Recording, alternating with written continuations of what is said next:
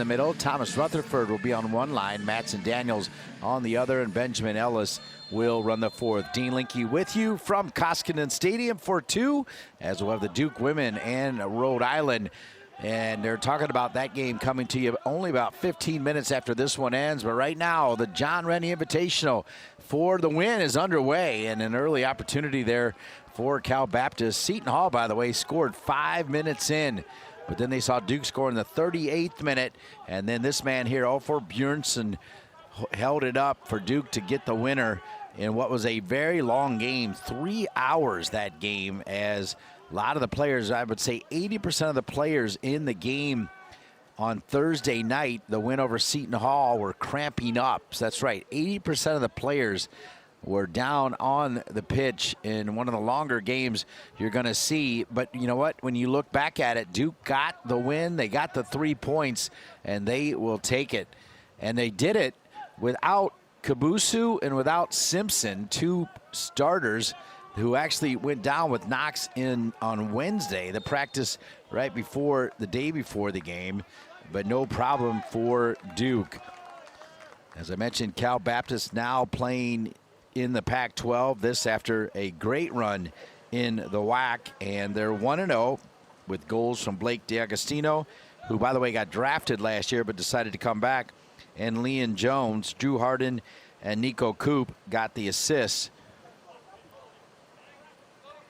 So just a couple minutes in, Duke, who wore their home blues on Thursday in what is a very muggy day, wearing their white uniforms today. Good decision, I would say. This one played back now for Cal Baptist to William Lawson, the junior from Paris. A lot of international flavor, as you know, in men's college soccer. No different in this one today. It'll be a throw-in for the Lancers. Haruna Lukwaga, who is a freshman from Uganda. Played back here now to Lawson. They'll switch it quickly over to Haroun Kante. Looking to get it up front. Really good game, I thought Max Steelman put in against Seton Hall. Workmanlike, very versatile. And then keep an eye on number 22, Emmanuel Frimpong, the sophomore transfer from the University of Pacific. He started the game in what is considered a holding mid. He's advanced right now, and by the end of the game, he was playing center back and showed a lot of versatility. Cedric Burke, the former Duke star, who often works with me in the booth for Duke Men's Soccer, that was his first question after the game. And I told Cedric he was solid, and his versatility to be able to drop back and lock down the Seton Hall attack was huge. You see Cal Baptist, again, they got a 2-0 win over Campbell. Campbell and Seton Hall, the other two teams in the John Rennie Invitational. And Seton Hall gets their first win of the season. They beat Campbell 3-2, so Campbell starts the season 0-2. Duke trying to go to 2-0. Same thing for Cal Baptist, the Lancers, as we are in Durham, North Carolina, Freeman Field at Congleton Stadium.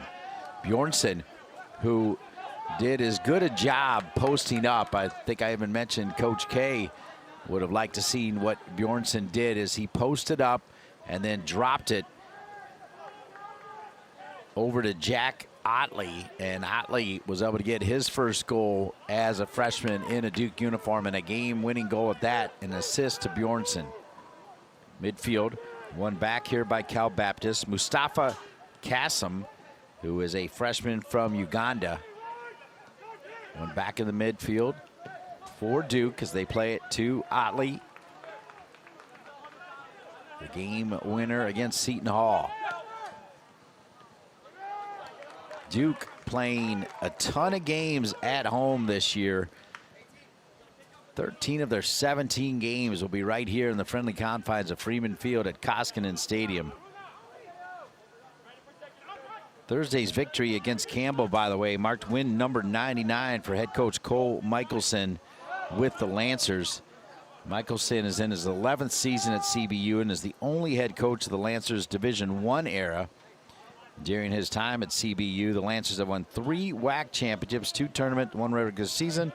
Michelson has 169 wins dating back to his time as the head coach of Northwest Nazarene University, a D2 program in Idaho.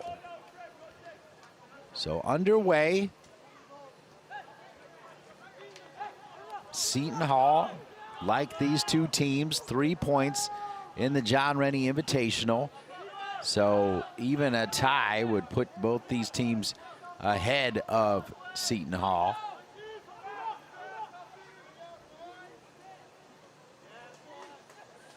Ooh, good turn by the Lancers and a little bump as well. Lancers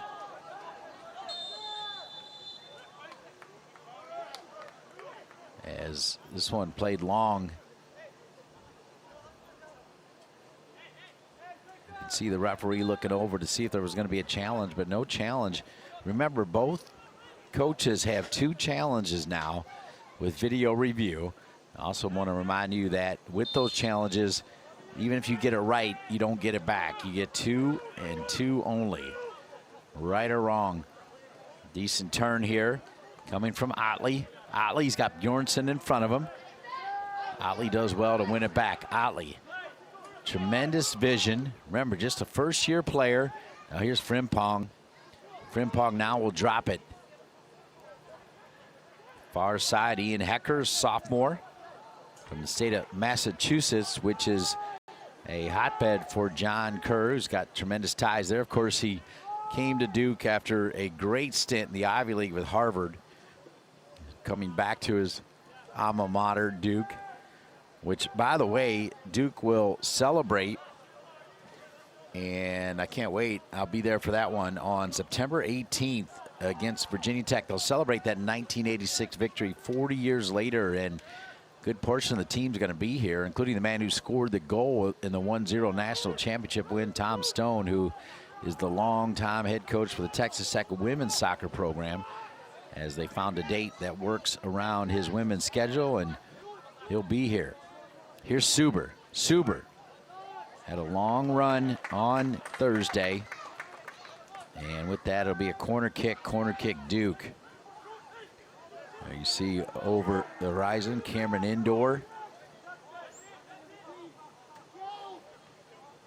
Duke, such a beautiful campus. Just a few clouds in the sky, but a whole lot of sun here.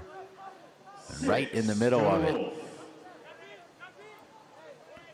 is Duke and Cal Baptist, the Blue Devils and the Lancers.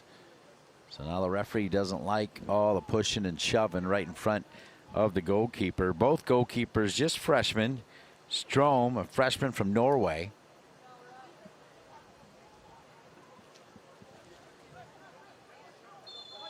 You got to figure he's familiar with the captain, Bull Jorgensen, for Duke, also from Norway. So one play, top of the 6. And speaking of that freshman, it's Strom who makes the save. Good opportunity for Duke. Long throw out, read perfectly by Hecker. Hecker back into the 18. Good pressure here from Duke. Frimpong always seems to make the right decision, as his passing efficiency is solid. And as I mentioned, he can also defend, finishing out the game at center back on Thursday night. Bjornsson, after holding up that ball, he was limping around a little bit. So John Kerr got him off the field knowing he was going to need him on Sunday, and he looks to be okay, which is obviously important. Bjornsson has scored many, many amazing goals in his Duke career, and nice to have him back for another season. Here's a throw in now for the Duke Blue Devils, looking for Bjornsson. Bjornsson just a step late, headed away by Cal Baptist. The Lancers will turn, and they already get by Jorgensen, play it into space. The transition is on. Referee playing advantage, as this one will fall to Ojo. Ojo, another first-year player. He's a freshman as well. Here's a shot with the left foot, and no problem for Max Deisenhofer. The shot coming from Mustafa Kassim. Kassim, a freshman as well. So decent start to this one. Good pace. 10 minutes already flying by. 9 yellow cards in the Duke-Seton Hall game. And more than 30 fouls in that game. Just really choppy. So will be a throw-in. It looks like they're going to give it to Seton Hall. Lukwago, another freshman from Uganda, will take the throw for the Lancers. They throw it to their 9, Blake DiAgostino, who had a super year a year ago and scored a penalty against Campbell, goal number 1, and that would be the game winner. They would score another one. But DiAgostino, who, like I said, was drafted in the MLS Super Draft last year, but as so many players do, with NIL in play, decided to come back and play another year for the Lancers.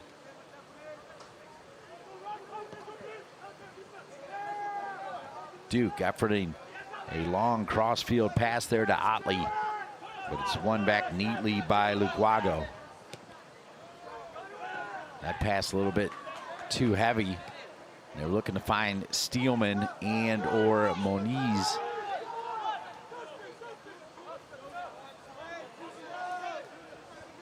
Logan Moniz, rather, the freshman from Freetown, Mass.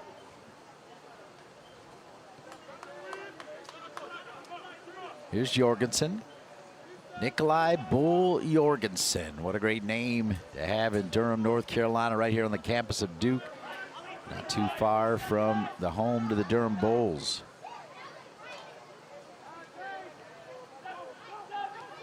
Conte, the junior from Glendale, Arizona, will play it back to Strom.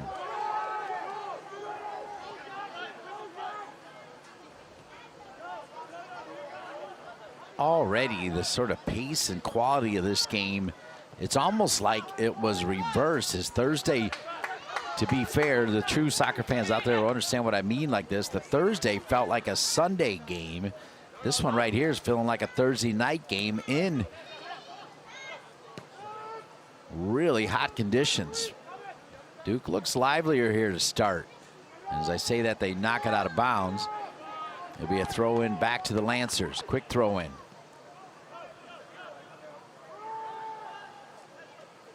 Kassim will get it back with his left foot, trying to play it forward to DiAgostino.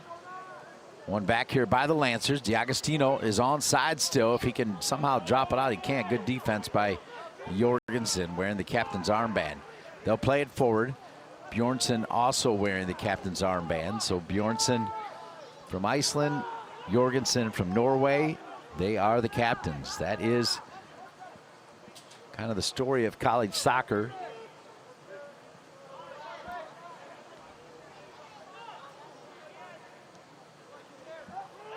Come all the way back. This is the first ever meeting between these two teams.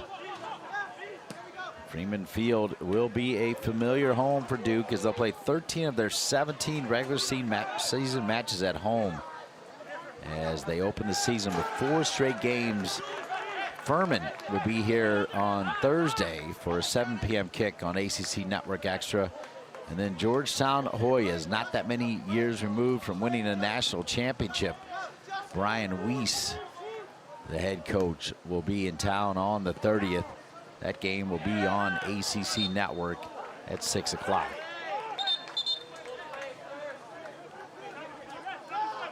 Both teams with a shot, both teams with a shot on goal, both teams with a save. The only thing a little bit off is 2 fouls for Cal Baptist and just 1 for Duke. Everything else is pretty equal. There's been 1 corner for Duke, none yet for Cal Baptist.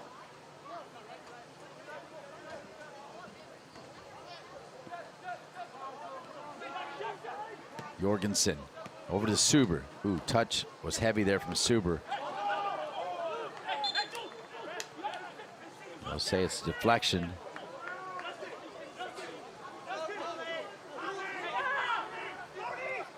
Frimpong If you caught that, was a little animated there, talking to his teammates. Moniz, what a move. Moniz with the left foot, squares it, yes! Bjornsson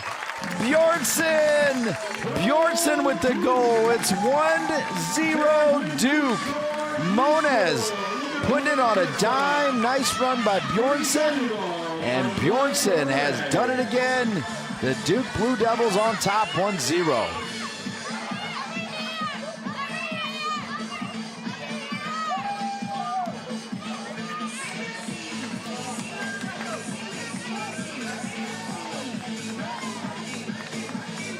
Goal number 29 in his career for Ulfur Bjornsson by way of Iceland.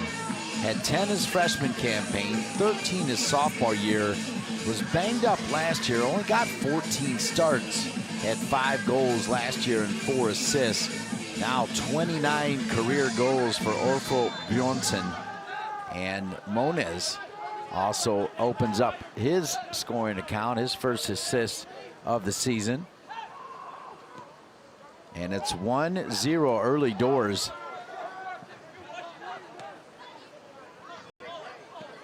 Remember, Duke fell behind early 1-0 against Seton Hall, scored in the 38th minute to go into halftime, all level. And then the second half really played strong. Assisted by number 14, Logan Moniz.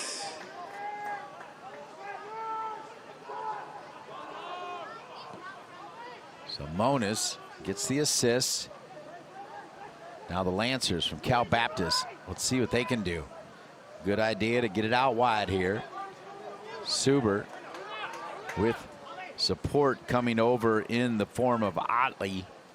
And now Suber gets it back to Otley. Well done by Suber.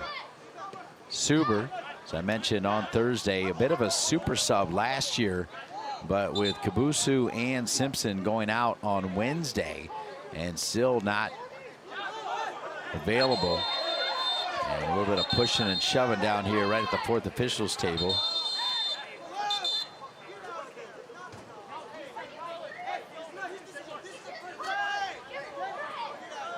So Bjornsson, the senior leader, comes over to get the freshman away from the mess right there. Otley with the game winner on Thursday against Seton Hall.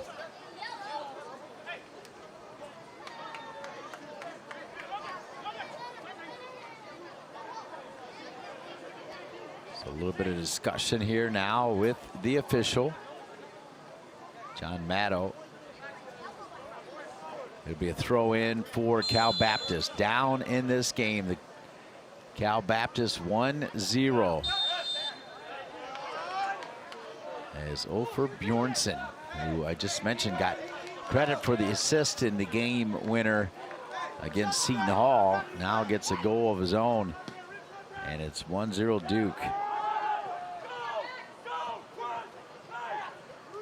Keep an eye out for number 7, Max Steelman, the freshman from San Diego, who also played really well on Thursday. He's wearing number 7 now and closing down on Cal Baptist. A little bit of bump there and a foul against Duke. 28-12 remaining here in the first. Reminding you again that the number 2 ranked team in the country on the women's side, Karen Hall's Duke Blue Devils, will take on Rhode Island. And Duke now 2-0-1 on the season with an impressive wins over USC and Florida International and a tie against UCLA. The Duke women are fantastic and, dare I say, good enough to win a national championship. As I mentioned, they're going to celebrate the one won in 1986 on the men's side when they take on Virginia Tech in mid-September. Frimpong always seems to be available. And letting it roll out of bounds is Alexander Cruz, a sophomore. He's from California, part of the LA Galaxy system.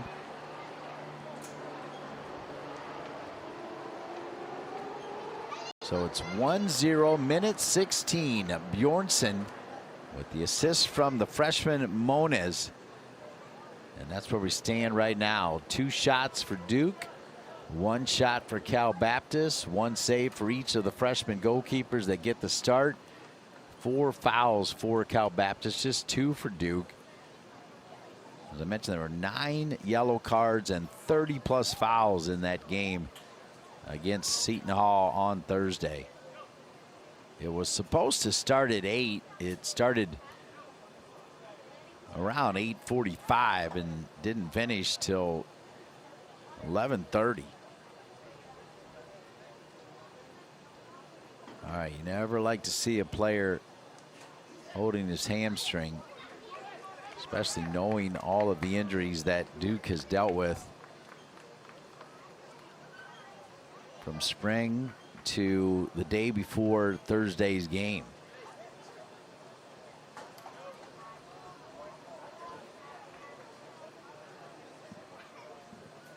So Hecker holding his left hammy.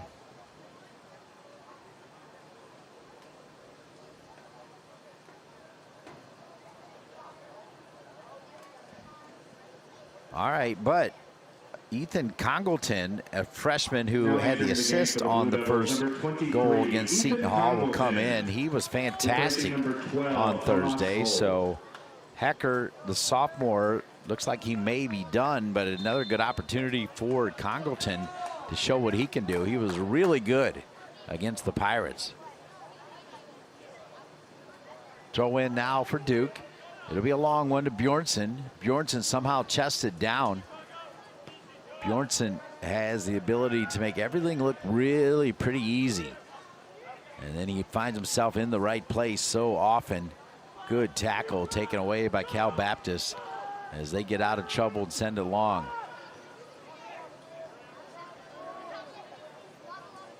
You already see Frimpong's ability to drop back. We'd seen him as high as the 10. We've seen him in the 6-8, and now we see him all the way back right next to the captain center back Jorgensen. So Frimpong will play all over the place. Suber will drop it back to Dysonhofer, the freshman from Brush Perry, Washington, who is part of the Portland Timbers Academy. This Duke team lost a lot of talent from last year, but as John Kerr and Mike Brady said, they've got a lot of talent in. Now they just need to get everybody healthy. And this Duke team, again, that Seton Hall win, come from behind win at home with the 2 injuries suffered the day before the game. They shook it off and fell behind early, but fought back to get an impressive win. Suber. A couple of 18s in the middle, as on the other side he was being marked up by Justin Ojo. There is Congleton, who came on for Hecker. Nobody home as the Max Steelman pass goes wanting. Frimpong steps in to win it back. Bjornsson. Oh, he knew what he wanted to do. He knew he wanted to get it to Otley. Bjornsson actually, as a 9, is not necessarily just a shoot first type player. As I mentioned, he held up, posting up for the game-winning goal from Otley on Thursday, and he is not afraid to find a better option if he's not in a spot where he can finish like he already did in this game. With the goal in minute 16, that's where we are right now, as it is 1-0 Duke, trying to start the season 2-0. Men's college soccer getting kicked off on Thursday. And now most teams playing again today.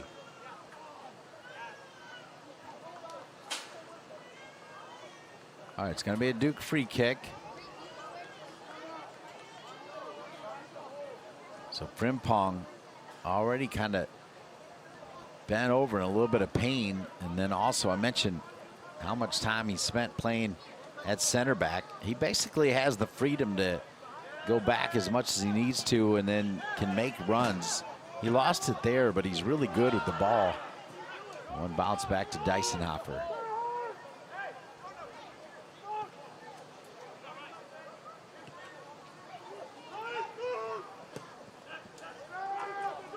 This Blue Devils team features a youth movement that includes a combined 18 freshmen and sophomores, as Duke is looking to replace 7 starters from the final match of the 2025 season.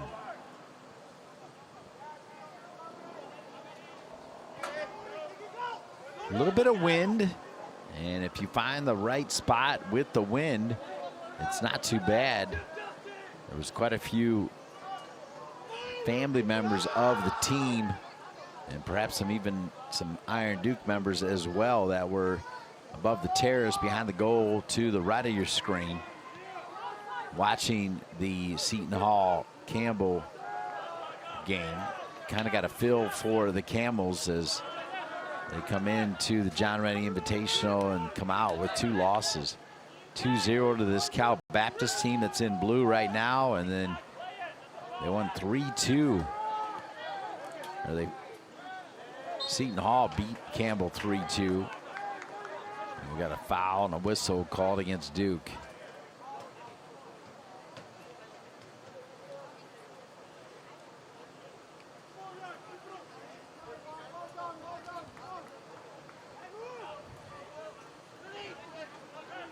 Freeman Field at Koskinen Stadium, home to the Duke Blue Devils men's and women's soccer teams. And you'll see them both here today on ACC Network Extra. Kept alive by Cal Baptist. This is a pretty good ball for the equalizer.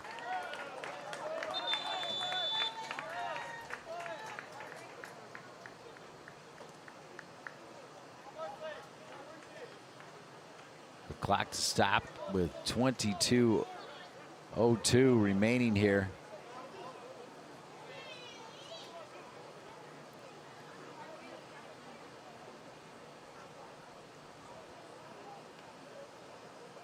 I always like Mata's style, is he'll give you a chance before he brings out the paint with cards.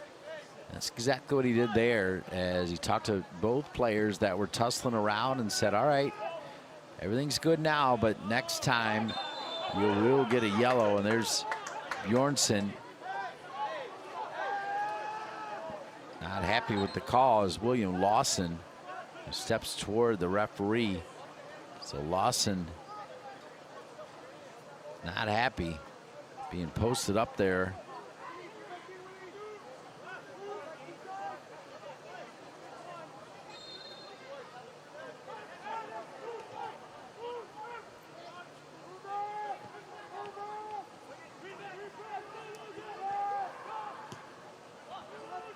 Cleared from the 18. Frimpong. Not a bad touch there from D'Agostino. And taken away by Jorgensen. Bo Jorgensen. Johnny on the spot. And Suber. Oh, turnover and costly, and it's 1-1. As Suber trying to play it back to his rookie goalkeeper, Dysonhofer. But stepping in there was Justin Ojo. And Ojo, the first-year player out of Garden Grove, California, and the LA Galaxy, makes it 1-1. Suber did not put enough juice on that back pass to his goalkeeper, and swooping in there to take care of business is Ojo. And now, just like that, it's 1-1, and kind of stealing the thunder a little bit from this Duke team. An unfortunate mistake right there as Ojo, bottom left of the goal with his left foot, makes it 1-1 here as part of the John Rennie Invitational to kick off the 2026 campaign. So you see it on your scorebug, ACC Network Extra. It is Cal Baptist 1, Duke 1. Men's soccer from Durham.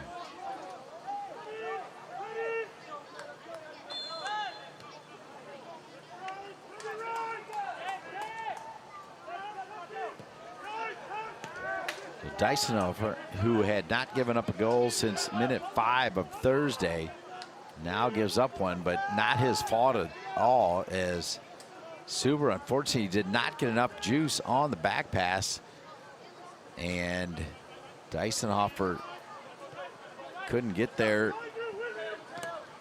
on time, and Ojo makes the Blue Devils pay as Cal Baptist, the Lancers, have tied it all up. There's Frimpong ripping it away from D'Agostino.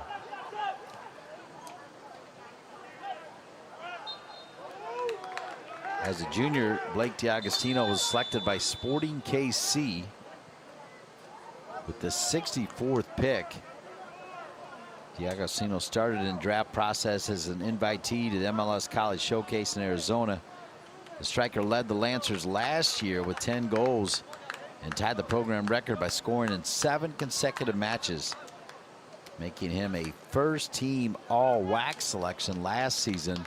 They switched to the Pac-12 this year, where they'll have conference games beginning on September 30th against Gonzaga. They'll play Cal Poly, Oregon State, Riverside, San Diego State, and UC San Diego.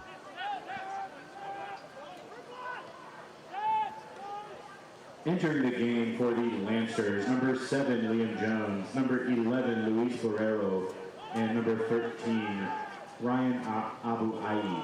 So Liam Jones now into the game, the sophomore from London. Luis Barrero, the senior from Germany, and number 22, Felix coming into the game. And it's Felix Ezecuco, who is a sophomore from the Netherlands. All three of them coming in for Coach Michelson, now in his 11th season. The graduate from Idaho back in 2002, 19 overall seasons as head coach for Michelson. Now Cal Baptist, after tying it, Suber did not put enough juice on it, trying to get it back to his goalkeeper, as Suber wears number 18, and it was the other 18, Justin Ojo for Cal Baptist, that makes it 1-1. Nice check back again by Bjornsson. Oh, they'll call it a handball. Then it's really too bad because Moniz, who has his head on a swivel, he knew what he wanted to do with it. He was going to play Bjornsson into space, and Bjornsson had sort of skimmed off the shoulder of the center back and was going to be on. Bjornsson, yeah, he's a big boy, a giant out there, but he's got pretty good speed. Bjornsson listed as 6'3". Steelman looking for Moniz. He'll let it through to Bjornsson. Bjornsson knocked to the ground, does not get the whistle. No complaining, though, from Bjornsson either.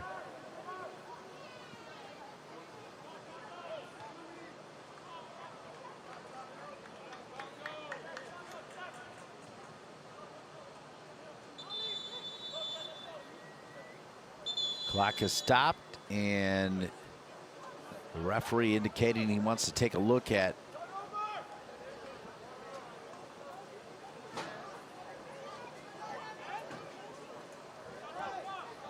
something.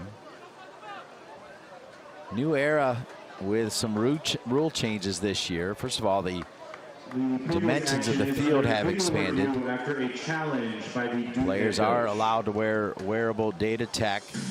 And in the video rule revolution, the coaches challenge. Each team is granted 2 challenges per match.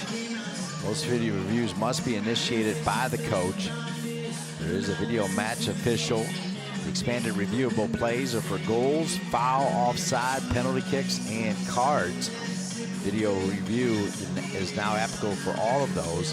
And then the 10-minute referee window. If a team is out of challenges, the referee can only initiate a self-review in the final 10 minutes of regulation or overtime. All yellow cards issued to the bench personnel are now charged against the head coach for cumulative season totals.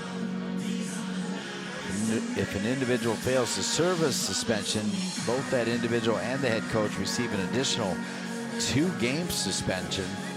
And ejections for fighting or violent behavior can be determined by the NCAA committee post-game using video evidence.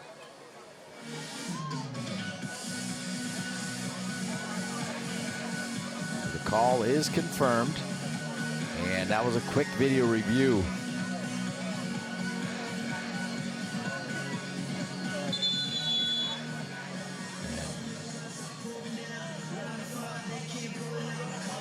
A quick wave off to confirm the original decision.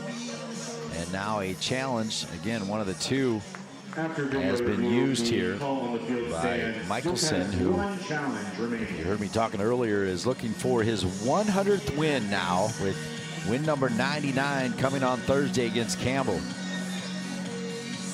And 100 win specifically with Cal Baptist.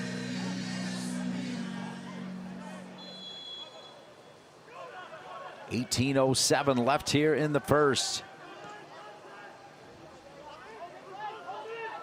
Great to be alongside Matt McCullough and Will Black and the rest of the gang from Freeman Field at Congleton Stadium. The opening weekend of the 2026 campaign for D1 men's college soccer. My favorite time of the year.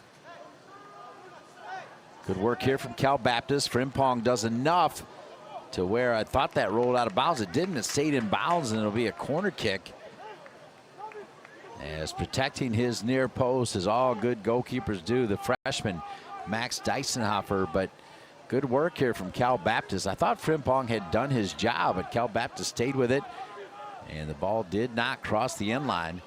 So hustling over now to take the corner kick will be Liam Jones from London, England, part of West Ham United.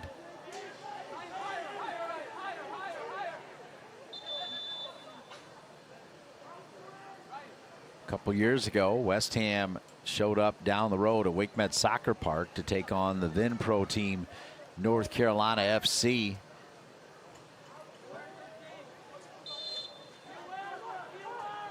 .17:02 left here in the first. Both teams with 2 shots.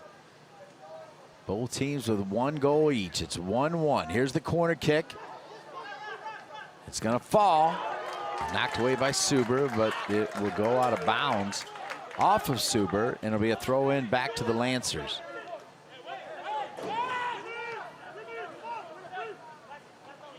Play back to the feet of Lukwago. Lukwago will have a throw in again. Suber's got a lot of jersey, has to be careful. Nifty little back heel, but it leads to a whistle. This will be a dangerous opportunity here. So on Thursday, Duke, 5 minutes in, it was a free kick from further away than this. Over on the left side and deep, a perfect ball served in and headed in as the Pirates took that early 1-0 lead on opening day. But Duke fought back, got one in the 38th minute, and then the game winner in the second half from Otley, the freshman. And Congleton had the great service off the bench for John Kerr and the Duke Blue Devils. Let's see what Cal Baptist can do here. I'm so surprised that he didn't hit a flighted ball, as it almost served as another corner. Ends up getting it all the way back, though. Now moving forward, Jones. Jones, good work to effort that touch to Lukwago. Lukwago will bring it all the way back here now to Conte. Conte will switch it. Drop back in the middle of the park. Switched again, back over to Haruna Lukwago, the freshman. Tackle coming in. And just one little push shove. Good tackle from another freshman, Logan Moniz, with FC Greater Boston Bolts. Down near the end line, knocked down. Suber heads it out. What a brilliant touch there by Duke to try to get out of trouble. And that touch comes from Ethan Congleton. As I said, had a really nice performance in the come from behind win over Seton Hall. So good that I thought maybe John Kerr was going to add him to the starting lineup, but clearly they had the right mojo in that one and the right players off the bench. So John Kerr riding out that same lineup that got the win over Seton Hall, and then that also means the same sort of general sub rotation, as we've got 3 subs coming in now for the Duke Blue Devils. The man who scored the first one, Ari Raka, will come into the game.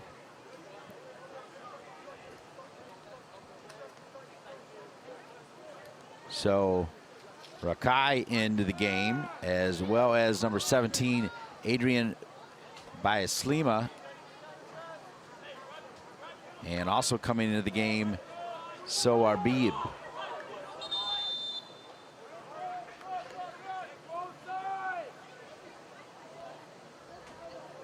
Over the ball now, Liam Jones.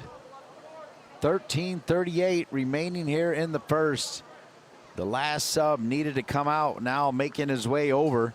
And that'll be Logan Moniz, who had the assist to Ulfur Bjornsson. So he'll come out. Expect him right back out there to start the second half. Number 17, Adrian Biaslima. And number 31, Soar Beeb. So Soar Beeb in. Liam Jones, one bounce. Dysonhofer's got it. Was thinking about a throw for a fast break attack, decides to hang on to it. Now he's just going to roll it to his captain, Bull Jorgensen. Jorgensen, who had Biaslima. And speaking of freshmen, this will come back to Strom, who will pick it up. So Strom picks it up. As also sliding in there for the Duke Blue Devils is number 16, Kai Ina. Ina, a first-year player from San Jose, California, and played club with the LA Galaxy. And here is Ina, as it's going to roll out of bounds. It'll be a goal kick back to Cal Baptist. We've had a goal in minute 16. Ulfur Bjornsson from Logan Moniz. And then the equalizer coming in minute 25 as Justin Ojo was able to step in as Suber trying to make a back pass to his goalkeeper Dysonhofer. Ojo got right in there and took it away.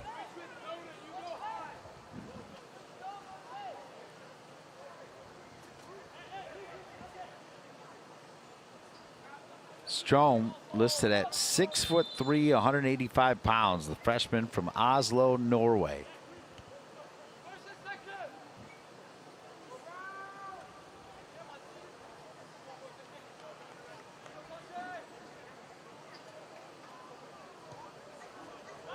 Ooh, miss hit by Strom. Chance for Duke to pounce. Unlucky though. Good effort by Cal Baptist. The Lancers can play, folks. Played forward. Ina with another opportunity to try to win it. Defended well there by William Lawson. Lawson with a big resume. Actually was named to the Herman Award watch list. One of 27 D1 players to be named to the preseason Mac Herman Award watch list. Lawson is in his second season with the Lancers. He was first team all WAC last year. Remember now this year, Cal Baptist playing in the Pac-12. Lawson scored 2 goals last year, both game winners, and anchored a back line that allowed under 2 goals per match. In Thursday's win against Campbell, Lawson was the only CBU player to play all 90.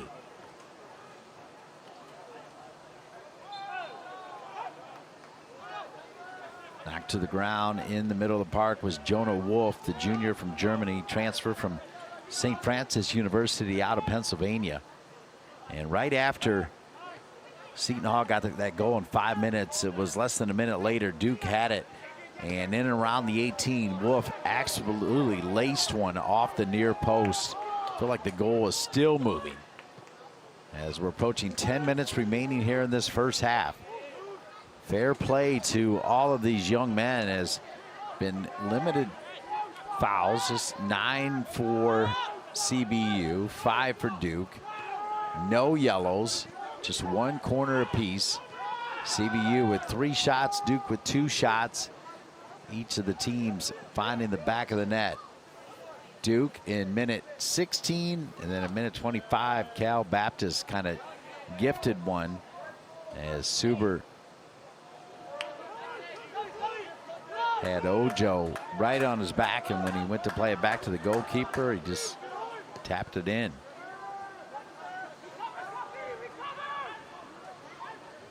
Really like the way Duke is breaking lines right now. as Cal Baptist, led by Cole Michelson in his 11th season as the top man for the Lancers, is also going to make 3 changes at his next opportunity here with 9 minutes remaining in the first half. Looking to come on is Drew Harden wearing the 10 jersey. Then wearing the 25 jersey, Adam Marsley, a freshman from Paris. Those two are going to come in. And then the third player coming in will be Nico Coop, who had the second goal in the 2-0 win over Campbell on Thursday. So 2 of the 3 in. Just waiting now for Marsley, the first-year freshman from Paris, France. Entering the game for the Lancers, number 10, Drew Harden. Number 20, Nico Coop. And number 25, Adam Marsley.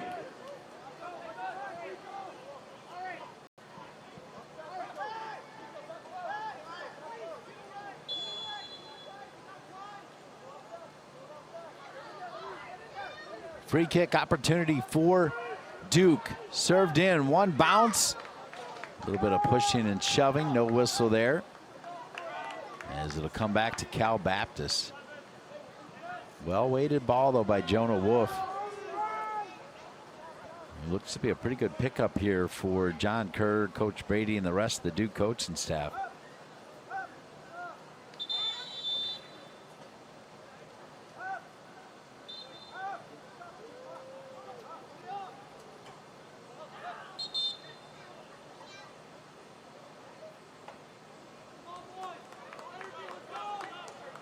Clock stopped with 7:39 remaining here in the first.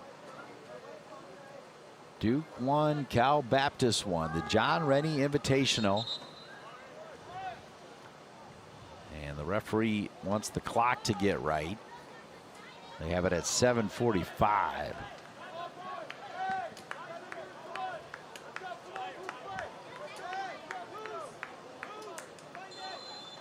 Last season was the final season for CBU as a member of the Western Athletic Conference.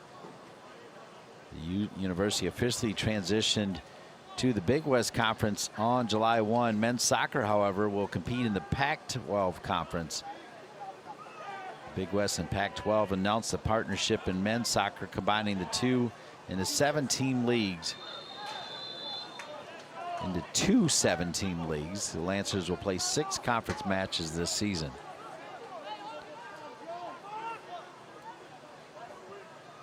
So this is a good chance here for Duke. On that foul. Bjornsson, such a talent. He's got all that size and power, but he can really serve a good ball in. So even on deep balls, they'll sacrifice that and go with his left foot here. Bjornsson now. Oh, he hit that one well. That's kind of what you want. You want it to ping off somebody and be live. Kind of unlucky, as Duke did win it. Jorgensen. Back again. Looked like a little jersey tug in and around the 6. But a strong effort coming from Ina. And now a corner kick Duke with 6:28 remaining here in the first.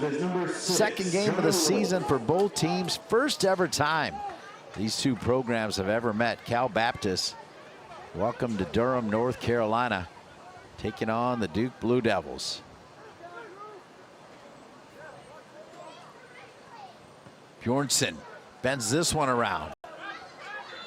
Punched out of there by Strom and a late whistle. So with 6 minutes remaining, it will be a goal kick coming to Cal Baptist as Strom stays down at the moment. And with that, they'll stop the clock.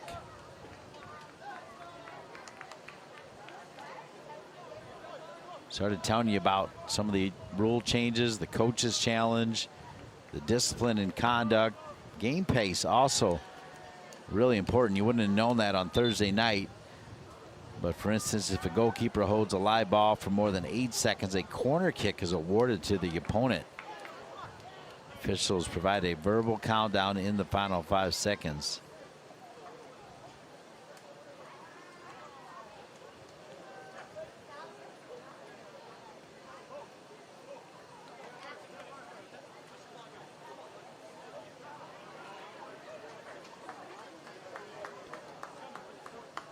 Goalkeeper still down.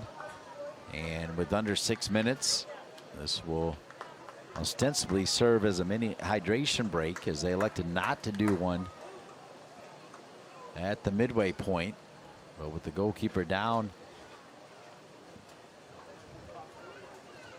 pretty much every player making their way over to their respective bench to get some water. They did not implement this on the men's side, but on the women's side, kind of similar to the 8-run rule in softball, if you have a 5-goal lead in the final 15 minutes, the clock only stops for serious injuries or video reviews, just keeps on chucking right through. And this one, Duke had the early lead with a goal in minute 16 from Ulfur Bjornsson, the captain. Great assist from Logan Moniz. And then in minute 25, Justin Ojo tying it up just by being lively and intercepting a back pass from Suber to the goalkeeper and knocking it in. It's 1-1.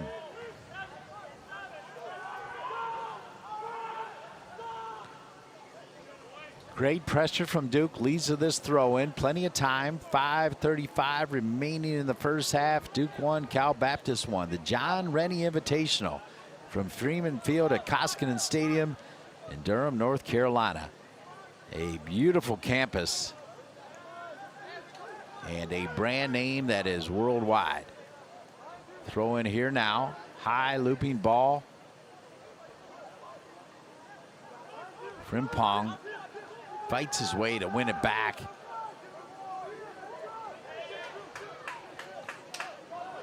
Good defense from Cal Baptist as the cutback was not available, so Suber puts it long and ends up getting spilled by Strom, but cleaned up by the Lancers. Good work from Duke.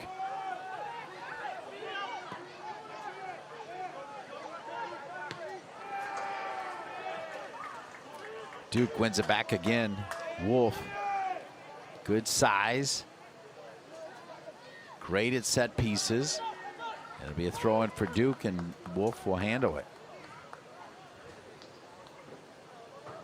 1-1 is the score.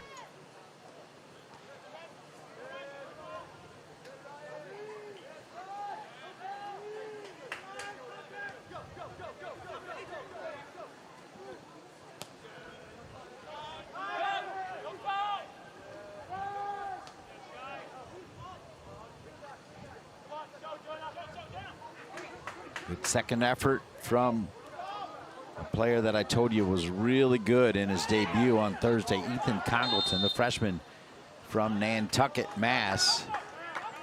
What a wonderful place to grow up. Really special place. Not the easiest to get to, but it's island life. Beautiful homes. Beautiful golf courses.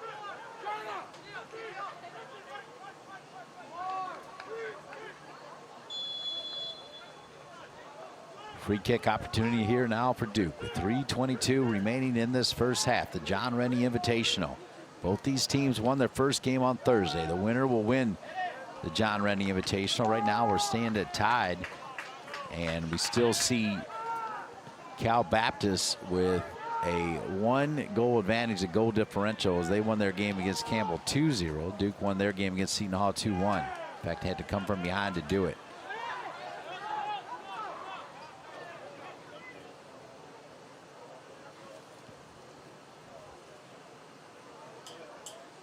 Really good flow to the game, and I think those of you at home are not bothered by the fact that there's only been 5 shots, because this game has been played pretty well. Fair play to both teams, because 10 fouls for Cal Baptist, 6 for Duke, 3 corners in the game. Both goalkeepers have made just 1 save. Both teams have scored 1 goal. It's 1-1 with 2:15 remaining here in the first half.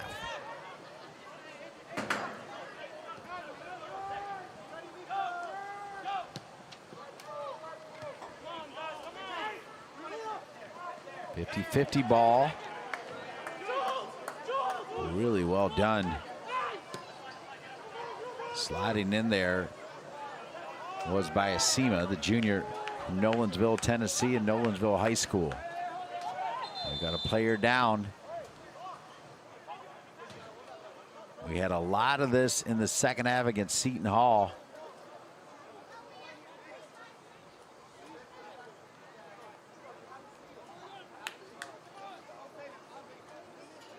So the referee, John Mata, going to wave off the trainer for the moment.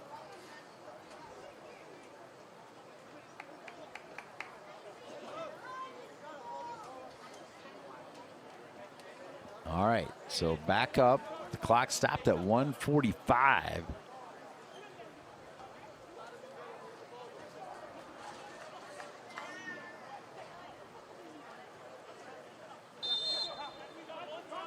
All right, Zamata will drop it back to the goalkeeper.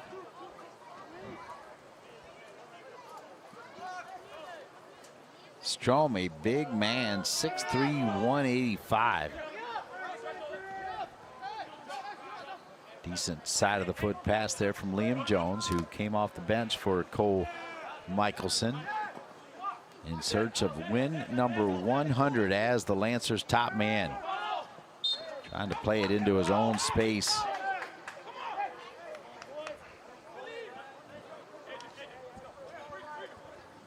So Arbib, number 31.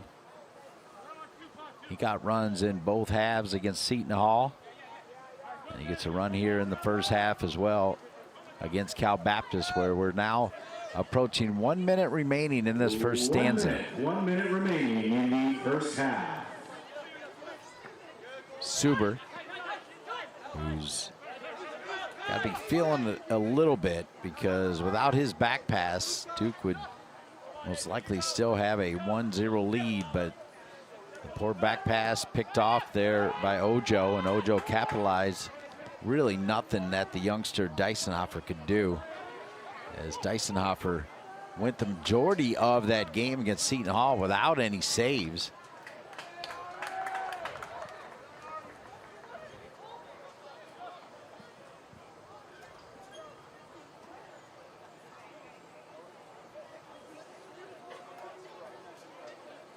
Last year was Eric Demora, who 10, played in 19 games. He's moved on to the next level as the final seconds counting down here. The John Rennie Invitational Game 2, with the winner of this game winning the John Rennie Invitational. But right now, we are tied. We saw a goal in minute 16 from the big man, Ulfur Bjornsson, assisted by Logan Moniz.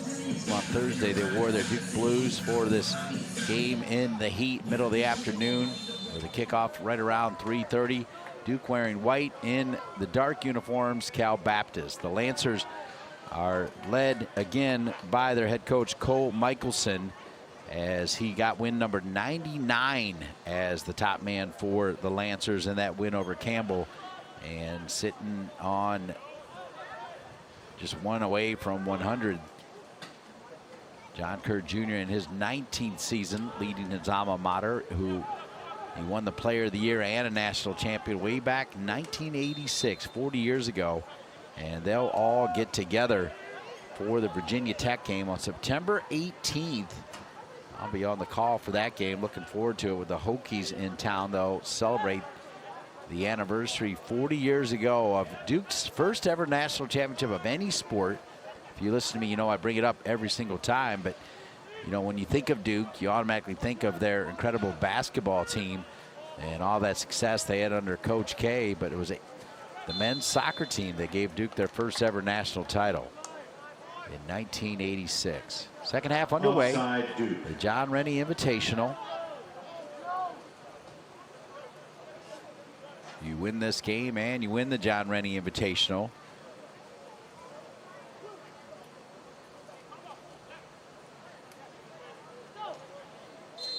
To be fair, it's not like it'll be a wild celebration with a big old trophy or that kind of thing, but still kind of cool to have a little something to play for. The referee just making sure the clock is right, as Cal Baptist will send it forward. Also, don't forget that the #2 ranked Duke women's soccer team will take on Rhode Island about 15 minutes after this one is over, right here on ACC Network Extra. And folks, let me tell you, even if you're like men's soccer all the way and you haven't given women's soccer a shot, that is a team worth watching. They are loaded, and they look like a team that could challenge for a national championship. They'll play a Rhode Island team that had a pretty good season a year ago, making it to their conference championship game, but they have struggled out of the gate. So don't be surprised if Duke puts up a lot of goals. I think they're worth checking out. Duke men with that big win over Seton Hall, and almost had the equalizer there.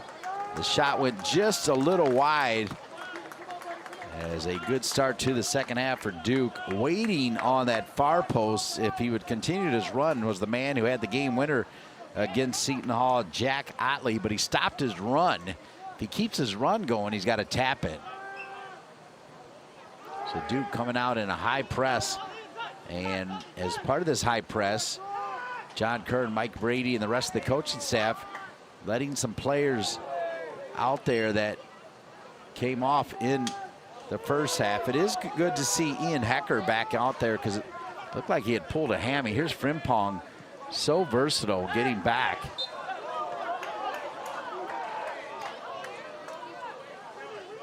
Now a whistle called against Cal Baptist. So Frimpong will play it over to Jorgensen with the captain's armband. Delighted to be with you on ACC Network Extra with Matt McCullough, Will Black, and the rest of the gang. I'm Dean Linke, as we're at 41-36 left here, as we're just getting rolling here in the second half. There'll be a corner kick coming for the Lancers. Cal Baptist, first ever meeting between these two teams. 16 returning players for the Lancers, 12 new additions, 2 transfers. Matea Costa and Stan Hell, 10 freshmen make up this roster.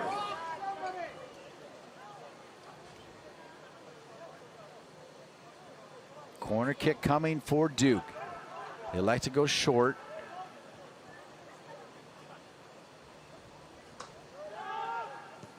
Different angle now sent in. And that one mishit, and it'll come back to Duke. I'll get it right away to Frimpong. Frimpong. I was talking to former Duke star Cedric Burke after the game, and he knows a lot about Frimpong. He just keeps the game simple and can pretty much play anywhere on the field, and they'll play a lot through him. This is right now, he's playing center back, and look at this run he's making. He's taking the space that's given to him. Kind of a good idea, as he was trying to thread the needle to Hecker. And in the end, though, it goes off of Duke and out of bounds. We throw in back to the Lancers.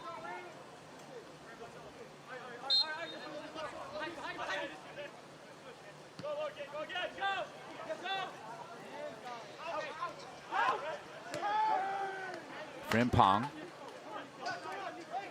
through Wolf. Mentioned Wolf against Seton Hall 1 minute after they had scored that first goal in minute 5. He hit one off the near post that rattled the goal. They're trying to find Bjornsson, who's got the goal for Duke. Stays in bounds. Now dancing with it is Congleton. Congleton! And headed down again. As once again, it was number 15, Ari Rakai. It was Rakai who got that equalizer in minute 38 against Seton Hall, and Rakai almost gave Duke a lead.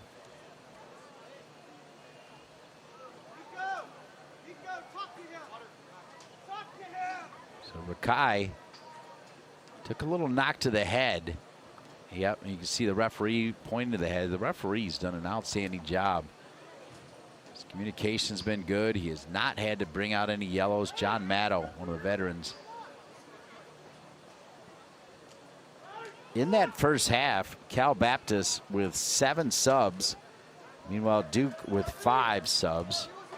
2 freshman goalkeepers. Max Dysonoffer for the Duke Blue Devils. Ulrich Strom for the Cal Entering for the Baptist Blue Devils Lancers. is number 7, Max Steelman, replacing number 15, Ari Rakai.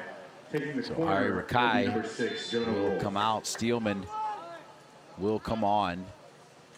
Because of a head injury, Rakai can come right back in once he's cleared. Little flick, top of the 18, Congleton. Congleton dancing with it and has it taken away. Transition is on here for Cal Baptist. Oh, what a pick. Wow, what a brilliant play by Hecker. Remember, Hecker hobbled off in the first half, did not know if he was going to be able to get back out there. He does, and he picks the pocket right there of number 18, the goal scorer, Justin Ojo, the freshman from Garden Grove, California, who looked like he was off to the races. What a great defensive play and tremendous decision by Hecker, as he could have just kept running back, and he's like, you know what? I'm going to go for it right here, and it was clean.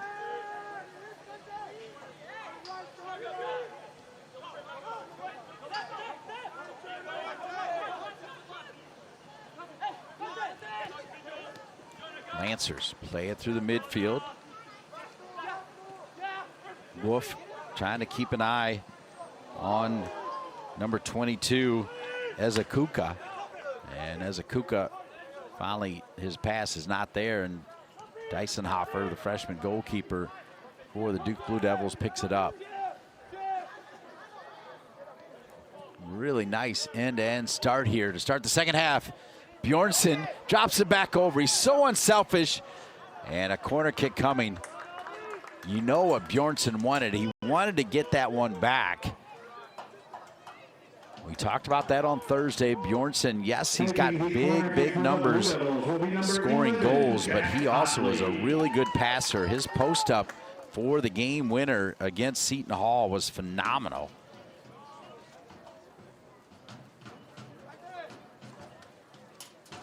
So a corner kick coming here with 37:20 remaining in the second half. 1-1, John Rennie Invitational. And this will fall right at the hands of Strom. A lot of pushing and shoving anyway.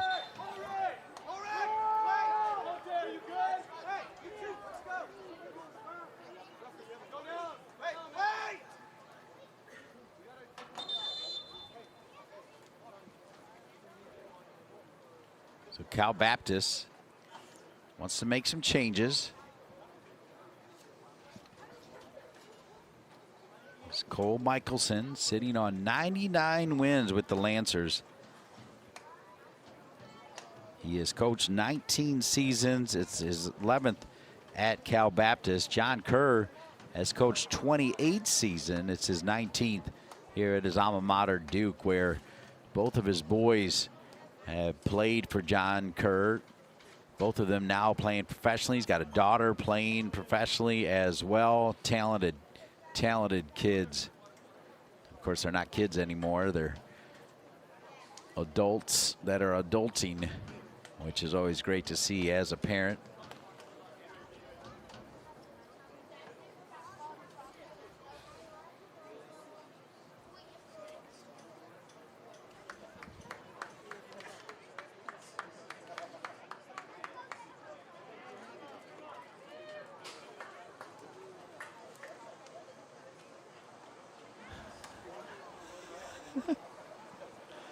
One.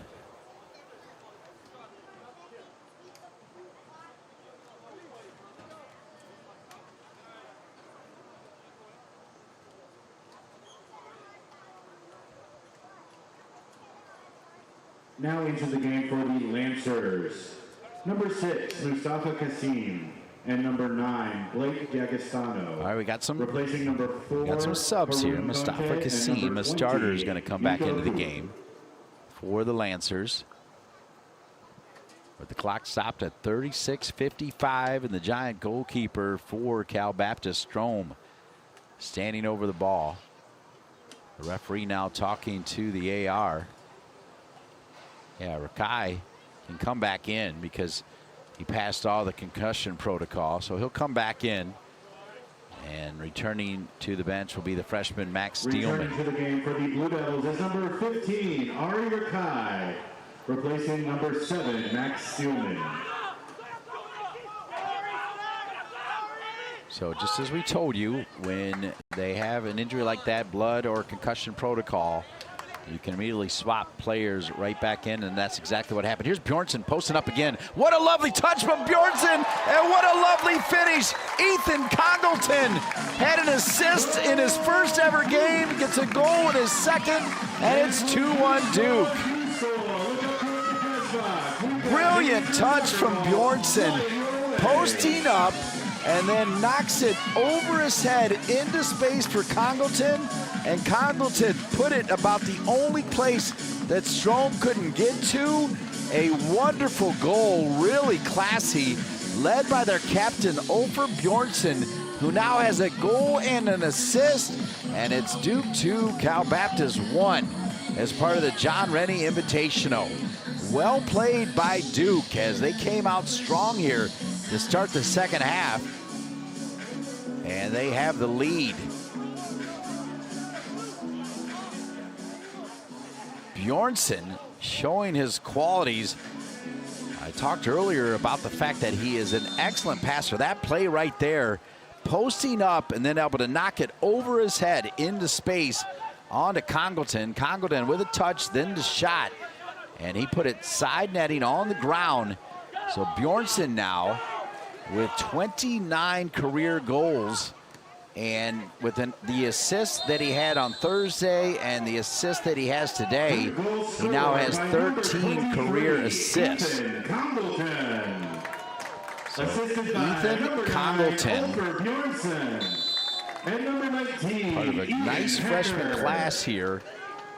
And also, part of the reason, quite frankly, John Kerr and Mike Brady, when I talked to him on the production call earlier in the week, and then with the injuries to Kabusu and Simpson, basically said, not totally sure what we're going to see, but we got some good players. We got a lot of talent. We got some young talent, and it's the man from Nantucket, Ethan Congleton, who had an assist on Thursday and now has a goal. And Bjornsson, the veteran captain, has both of those just in this game. So he's already got 1 goal and 2 assists in just over a game and a half to start the 2026 campaign. So Bjornsson looks like he is very much back after, by his standards, just a little bit of an off year last year. He still received all ACC accolades, but he scored 13 goals in 24 and 10 goals in 2023. Last year, 5 goals and 4 assists.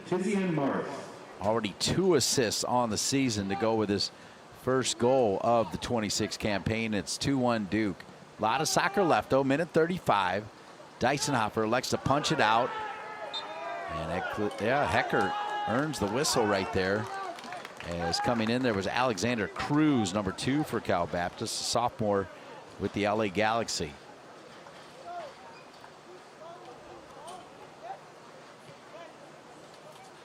All of the MLS teams have their academy programs, and so when I say LA Galaxy, I'm specifically talking about their academy system.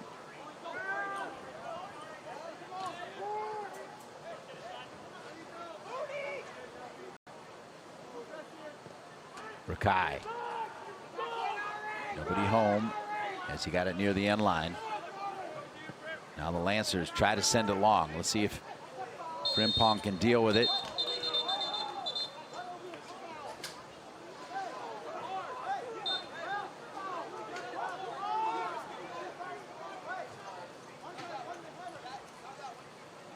So the referee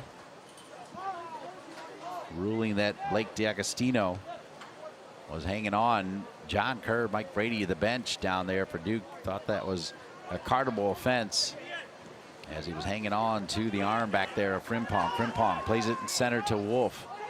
Wolf now spins around looking for an option. Sliding into a pocket is Hecker. Ian Hecker, the sophomore from Sherburne, Mass. And here's Hecker now. Hecker over the head of Bjornsson. Jorgensen trying to drop it to Suber.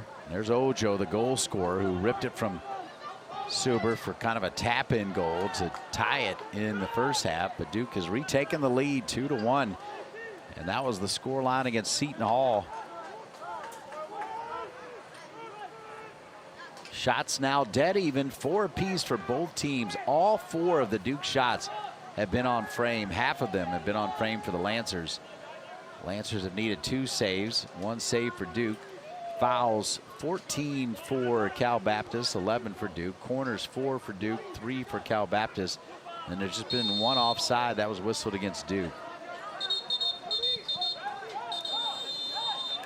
The referee now wants to stop the clock again, and they'll give a yellow card, Logan Moniz. And that'll be the first yellow of the game. A yellow card has been assessed to Duke's number 14, Logan Moniz. Moniz will get the yellow. Moniz, a freshman from Freetown, Mass. Part of the FC Greater Boston Bolt system. The check back coming. Frimpong comes in hard and a little bit reckless. And now Frimpong may earn a card.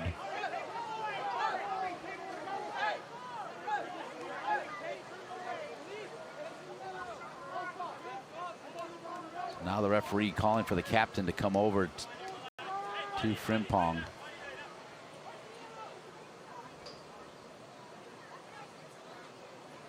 And settles things down.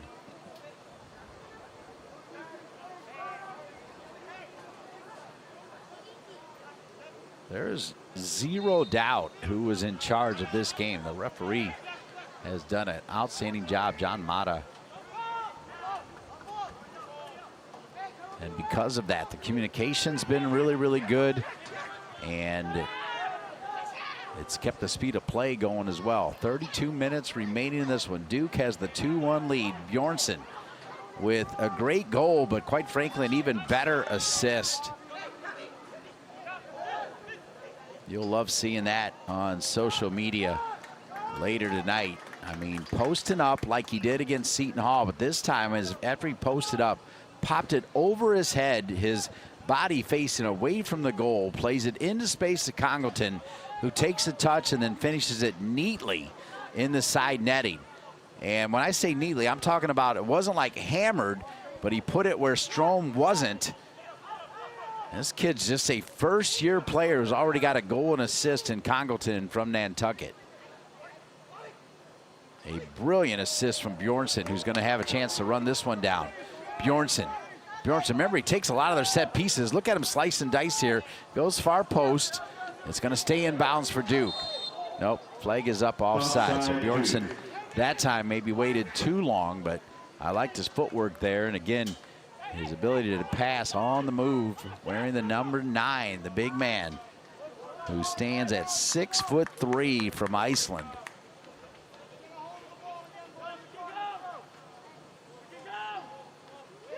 Had a chance in the early 90s to be with the U.S. men's national team when they played Iceland in Reykjavik. Great crowd, tremendous fans, wonderful people. Still have my Hard Rock Iceland shirt that I think might be able to get past an elbow.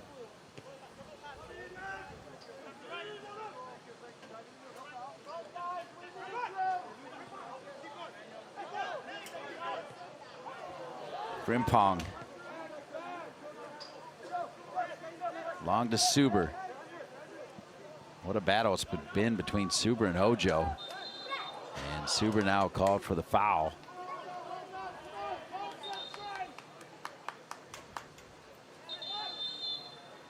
The clock is going to stop again. 29:52. Free kick coming for the Lancers. Cole Michelson, assisted by Stephen Marshall, Aiden Apodaca, and John Samano.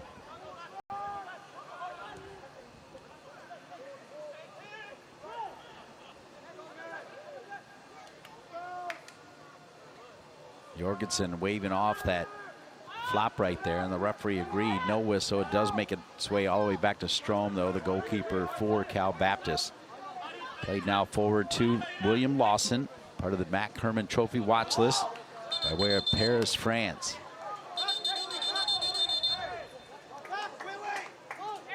Be a throw-in coming for Hecker. If you didn't see the first half, Hecker went out of the game in the first half holding his hamstring. Here's Congleton trying to battle for it. So usually when you see that, you kind of think, all right, well, he might be on the shelf here for a little while, but good trainers got it treated, and clearly a low-grade injury as that one's knocked away by Strom.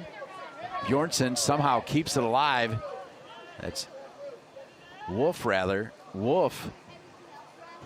He's a big boy, too, as Wolf. Oh, and there it is. Goal number 3 for Duke. And Wolf with the extra work sent back over. And even as he's knocked to the ground, Duke's made it 3-1. So Logan Moniz has made it 3-1 Duke, and a little bit of a cushion here now. Moniz had an assist in minute 16 to Bjornsson. Now Moniz in the center of the goal gets a goal. So this first-year player is the real deal as Moniz makes it 3-1 Duke. Moniz stays down on the ground after scoring it. The freshman midfielder from Freetown, Mass, Boston Bolts. Dual citizenship where he could represent Portugal or the U.S.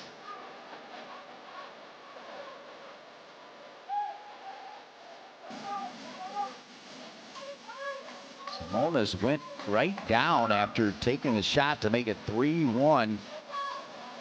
And he may come out, but he's going to come out to a lot of high fives.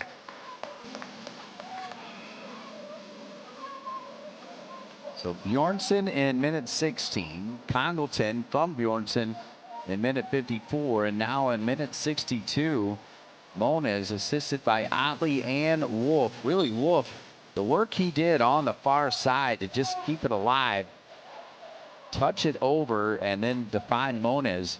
A special goal. Moniz now acting like he's okay and wants to get back into the game. And he'll wait for the referee to let him in as the reset at midfield Cal Baptist does, but now they're down 3-1.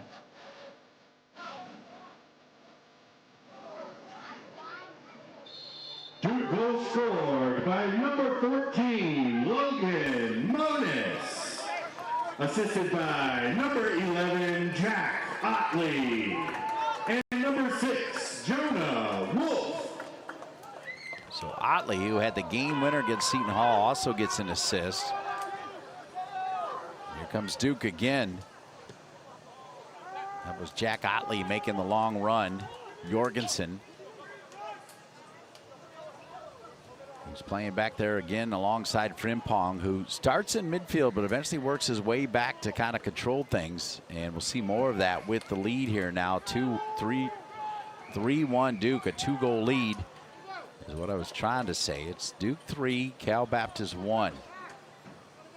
This is all part of the John Rennie Invitational that also included Seton Hall and Campbell. Seton Hall lost their lead against Duke on Thursday. Duke won that one 2-1. Today, they held on to a very good Campbell team that, unfortunately for them, starts the season 0-2. Tough loss against Cal Baptist 2-0, and they fought hard in the dead heat of the day before the final score was 3 for Seton Hall, 2 for Campbell.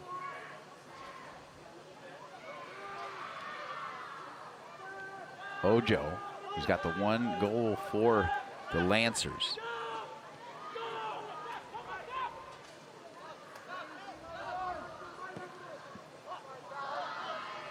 Long ball played into space as Akuka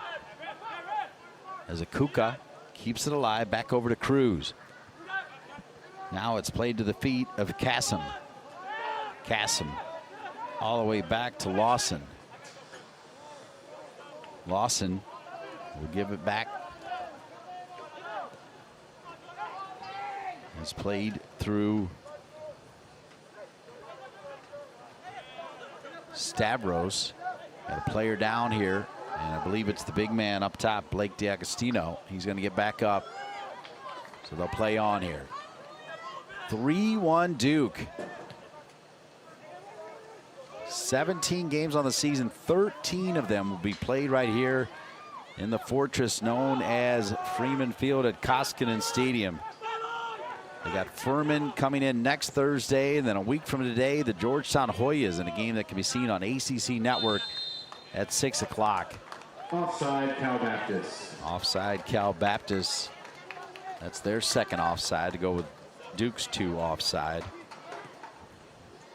First ever meeting between Cal Baptist and the Duke Blue Devils, and right now it's a 2-goal lead for Duke. Last year, Kenan Hott led the Blue Devils with 8 goals and 4 assists. He's moved on. Ariati, the Italian, with 7 goals and 5 assists. He's moved on, as well as fellow Italian Leonardo D'Ambrosio. He's moved on. Jose Ortega moved on. Trevor Burns moved on. Drew Kerr moved on. Aceto moved on. So this Duke team lost a lot of talent, and yet it appears, based on what's going on right now here in the John Rennie Invitational, they're still good.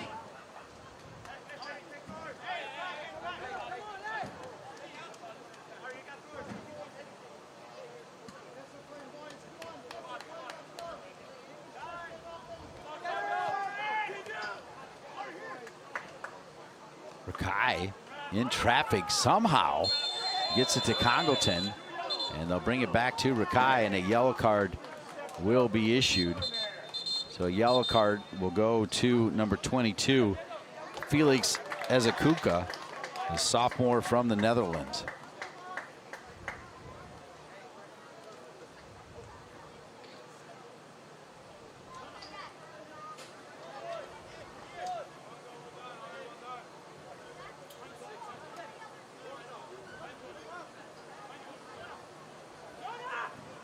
All right, so Liam Jones, who came on pretty early in the first half, is right back out there in the second half for Coach Cole Michelson. Jones replacing number 16, Tizian Marth. A yellow card has been assessed to the Lancers, number 22, Felix Ezakuka. A yellow card has also been assessed to the Lancers, number 6, Mustafa Kassim. So Mustafa Kassim also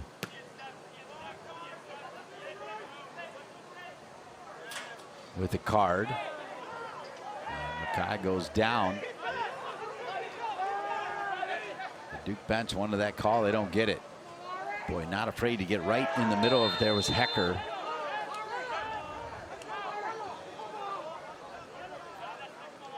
So Hecker's going to get a yellow card.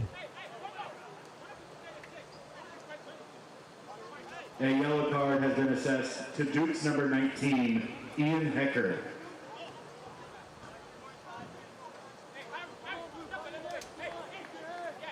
So Hecker, no yellows in the first half. We have now seen 4, 2 for each team in the second half. And it's 3-1 with 24 minutes remaining.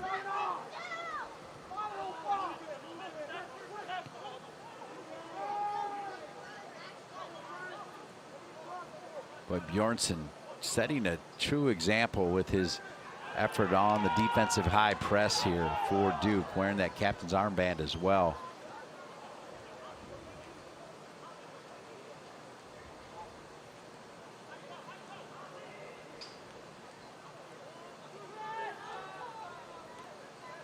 Suber, bring it back to Jorgensen. Jorgensen, oh my. Dyson Hoffer gets rid of it in time. Ojo came in there. Looks to be okay. Here's Bjornsson. Bjornsson playing it into space. Congleton will run it down. Congleton now. Duke. Congleton with multiple step overs. I like it. Congleton drops it back to Suber. Suber's got Hecker.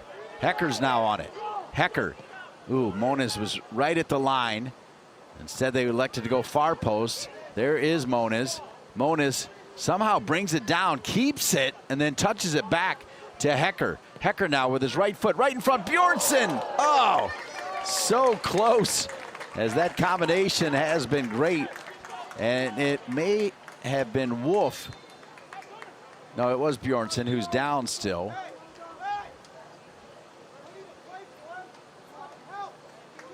He's back up.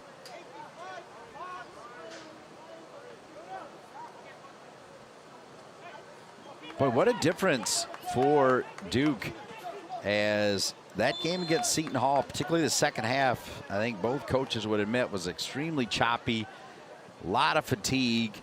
And here in the dead heat, as instead of a almost 9 o'clock start, they start at 3:30, the sun beaten down, and they look fresh. And they're playing fresh and playing with confidence. And the youngsters are joining the party, including Moniz. And Moniz will earn a corner kick Duke. Taking the corner kick for the Blue Devils will be number 6, Jonah Wolf.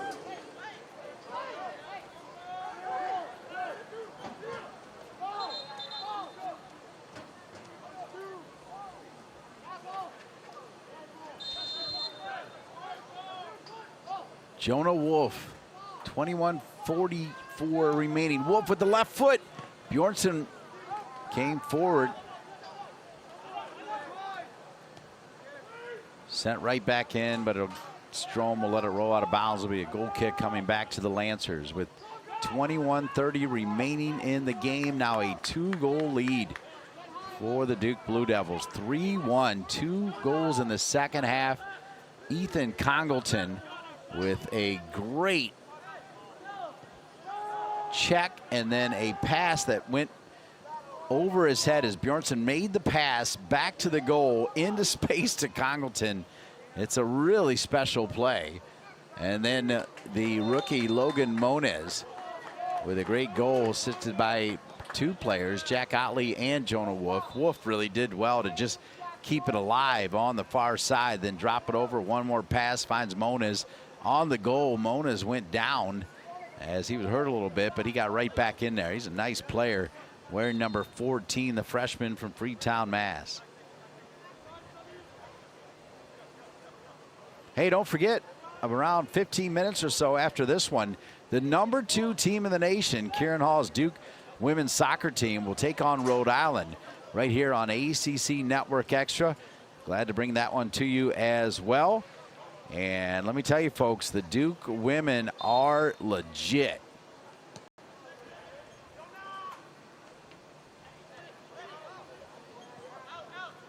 Jorgensen to Moniz. Moniz has it ripped. Taken away right there by Mustafa Kasim. Dysonhofer collides with his teammate there. One back by Moniz, who was hoping that Wolf was going to go with him. Now Wolf just wins it back. It's a strong, big body in the middle of the field.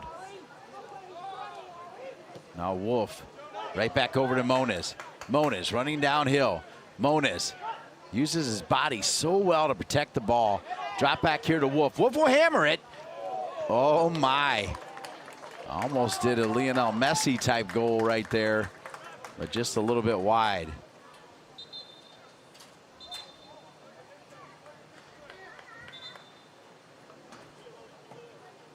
Clock is stopped at 19:18.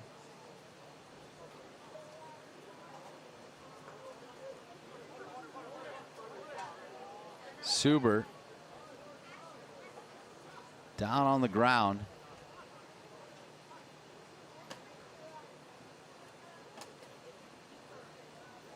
The referee asking Suber to make his way over.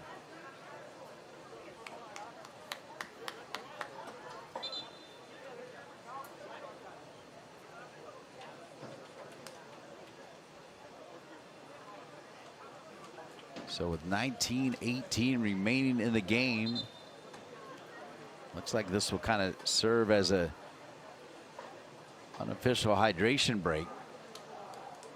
One of the 2 captains, Bull Jorgensen, right back out there. Also right back out there, Adrian Biasima.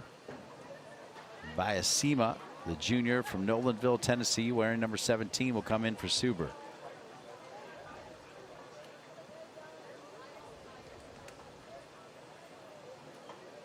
Seven shots for Duke, 4 for Cal Baptist, 5 of the 7 on frame for the Blue Devils, 2 of the 4 for Cal Baptist. Now into the game for the Blue Devils, number 17, 16 Adrian fouls for Cal Biasima. Baptist, 13 for Duke. Duke's got the advantage in corners, 5-3. Both teams with 2 offside. The scoreline, a 2-goal lead. It's Duke 3, Cal Baptist 1.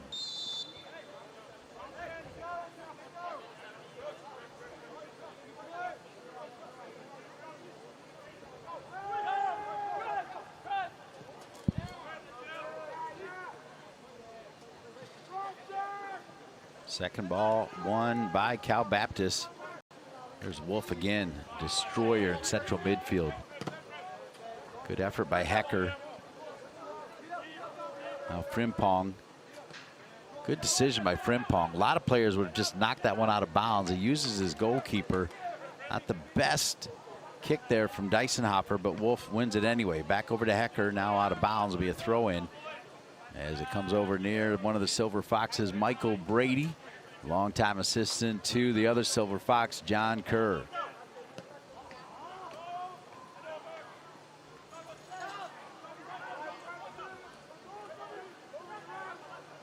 Duke 3, Cal Baptist 1. The John Rennie Invitational. Of course, John Rennie, the top man in '86 when Duke won their first ever national championship in any sport. Nobody home for that touch from Blake D'Agostino.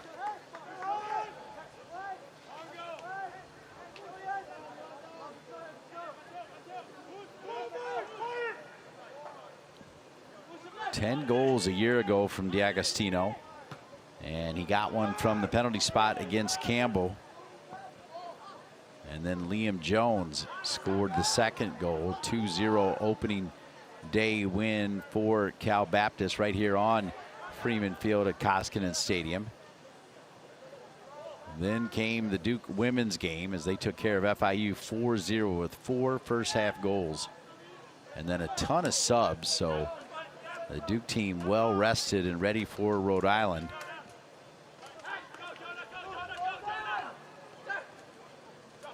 Cal Baptist still has plenty of time to make something happen here. They'll try now. They're just outside of the 18. Here's the shot, and Dysonhofer's got it.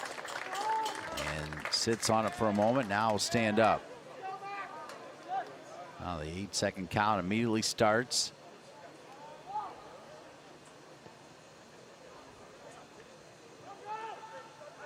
Congleton.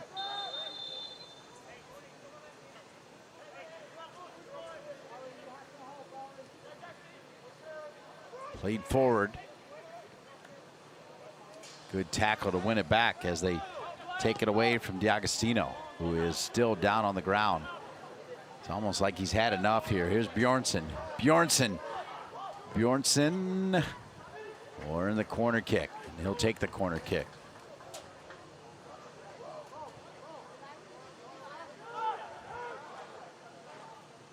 Quick corner, short corner.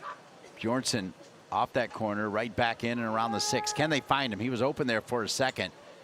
Here comes a shot, works it all the way through.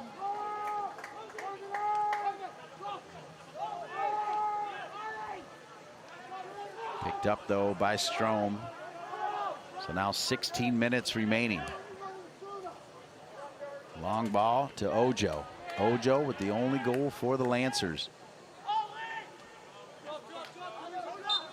That came in minute 25 to match the goal in minute 16 from Duke. All right, so now Coach Cole Michelson going to make some changes. As Ryan Abu-Aid will look to come onto the game wearing number 13. Looks like he's going to go central. Number 11, Luis Barrero. And also Luis Barrero. Abu-Aid. Barrero, a senior from Germany. Abu-Aid freshman from Canada.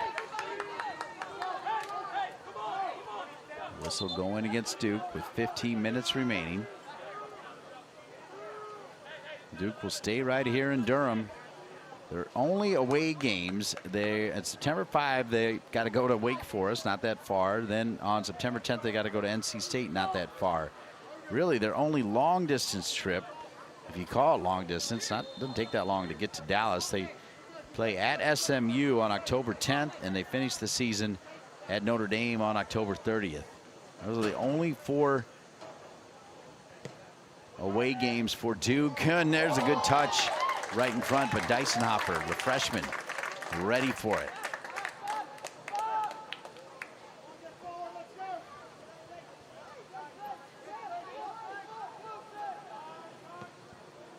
Jorgensen, second ball 1. Just a lovely touch again there from Otley. Congleton, a couple of freshmen. Moniz, 3 freshmen. Making an impact to start the 2026 campaign for John Kerr and the Duke Blue Devils. Cal Baptist going the other way. Great effort from Moniz. Now here's Hecker. Hecker, sophomore, but didn't play a ton as a freshman. Now Hecker, the side of his foot. I think the flag's going to come up. No, it's not. My bad. Akai looking for Bjornsson. Moniz.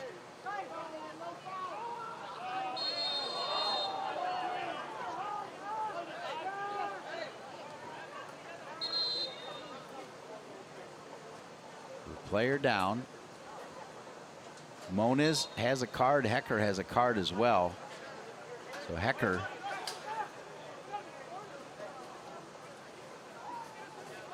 John Mata just telling him just to relax here. Otherwise, perhaps a second yellow was going to come and then the red. So Hecker got to be careful.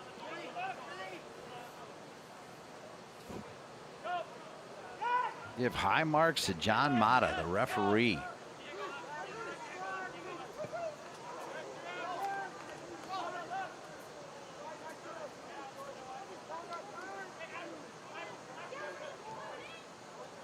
Captain obvious here, but that goal by Moniz, again, with the extra effort from Wolf, who was able to find Otley. Then Otley found his fellow freshman in Moniz and actually was hurt on the play. That extra effort has really changed the complexion of this game with a 2-goal lead. Is now John Kerr Jr. going to go to his bench here and bring in 3 players, as he'll bring in Max Steelman wearing number 7. He'll bring in number 29, Tucker Smith. Tucker Smith, a sophomore from Boise, Idaho. As Bjornsson will come on. And so Arbib, a junior from London, England, will come in here with 12:46 remaining in the game, and the score Duke 3, Cal Baptist 1.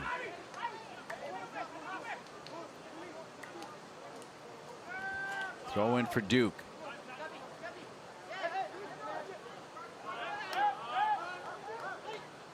Good work from number 9, Blake D'Agostino.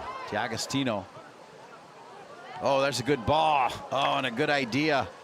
As the flag stayed down and it found Luis Barrero, the senior from Germany.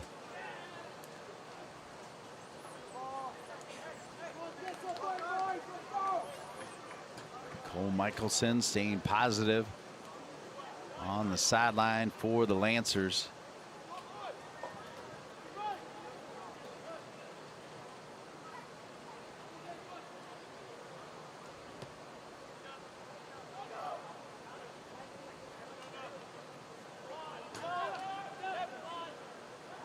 Good pressure again. Otley, it just feels like Otley can run all day wearing that number 11 out of Chesapeake, Virginia.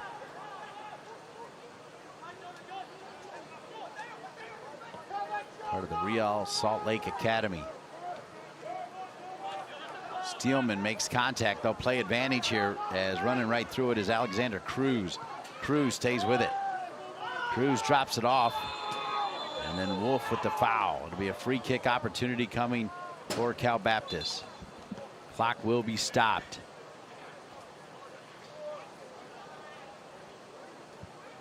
And it'll be stopped at 11:20. Duke 3, Cal Baptist 1. Shots, Duke 8, Cal Baptist 7.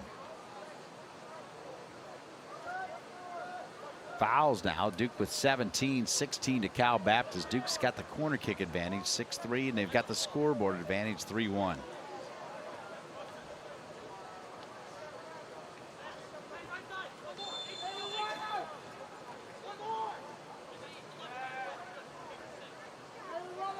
So a free kick opportunity coming now for the Lancers. They step it over, they go with the left foot. Goes off the wall. One back by D'Agostino. D'Agostino, 10 goals a year ago. D'Agostino keeps it alive. Good turn. Still alive for Cal Baptist. No whistle though. Duke can go the other way. Max Steelman, the freshman from San Diego. These youngsters can play. Steelman. I like the idea at one time, and he mishit it, unfortunately, as he had a couple players making middle runs inside and around the 6. Inside the 18 and right at the top of the 6. Steelman unlucky on the connection. But again, these freshmen have been great these first 2 games for Duke.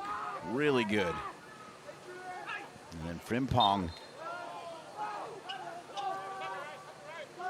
And I got to believe if you asked Frimpong, he would probably say, you know, hey, I'll play the 6 or the 8, but he has settled in back there with one of the captains, Bo Jorgensen, and they seem to be in sync. Number 22, Frimpong, and number 8, Jorgensen. Under 10 minutes remaining. The John Rennie Invitational, and Duke will take that all day.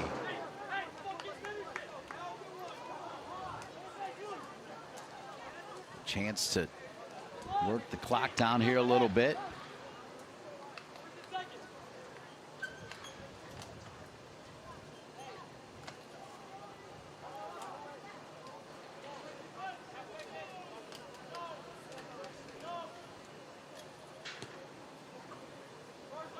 So Mata turns around and tells Dysonoffer to boot it, and he boots it.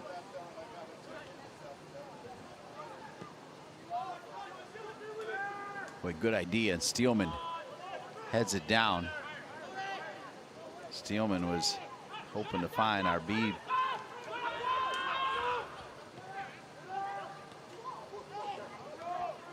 Steelman right in the middle of it again.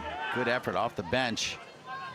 Tucker Smith coming in just a second late, the sophomore from Idaho.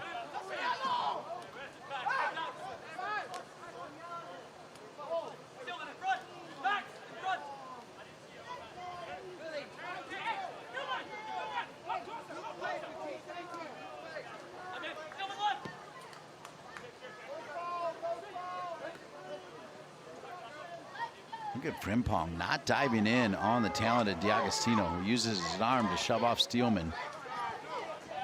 He does enough to drop it off over to Abu Aid inside. Tucker Smith had to track back.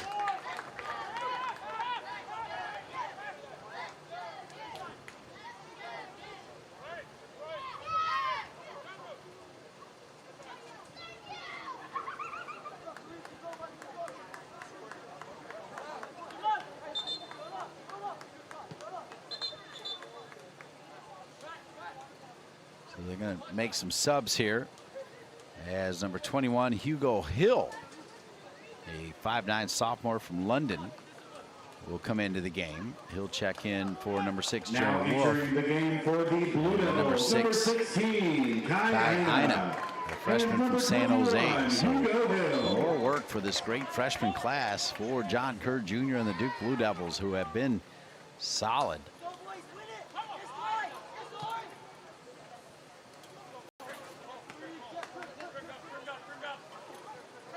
Frimpong, good work, wins it, and a pretty good pass forward to Soul.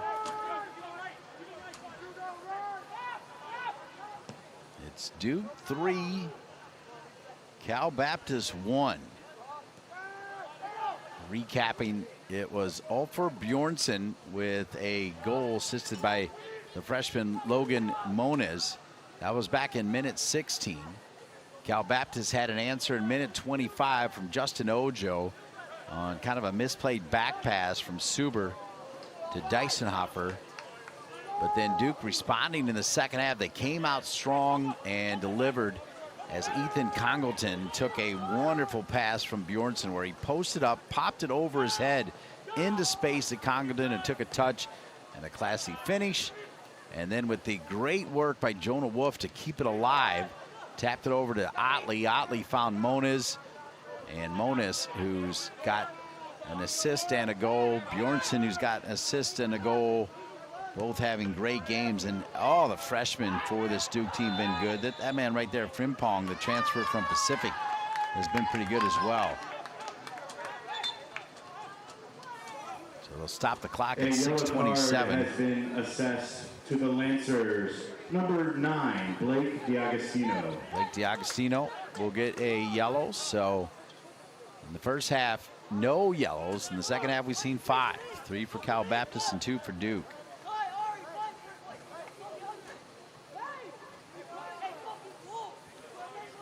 The 2 for Duke, Moniz, who's had himself quite a day, as he's got a goal, and assist, and a yellow. And then the other one, Ian Hecker, who perhaps a little bit lucky that he didn't get that second yellow. So keeps it alive, but knocked out of bounds. Will be a throw in for Cal Baptist, as they've got some wood to chop here now. 6:11 remaining in the game, down 2.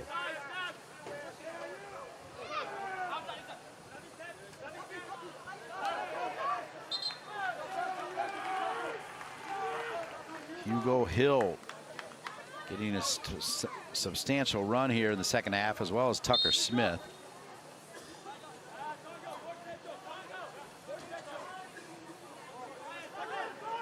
Hugo did not play a minute a year ago. Midfielder from London. Knocked out of bounds by Duke.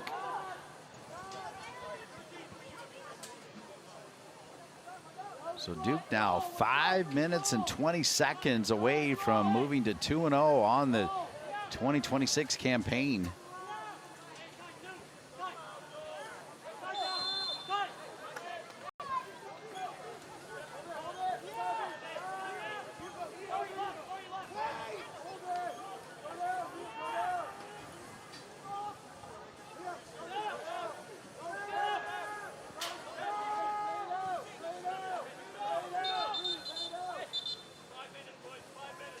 Player down at 4:50 here, as that's Liam Jones, who's starting to cramp up. And perhaps another chance for all the players to get some water here with 4:46 remaining in the game, and it's 3-1 Duke.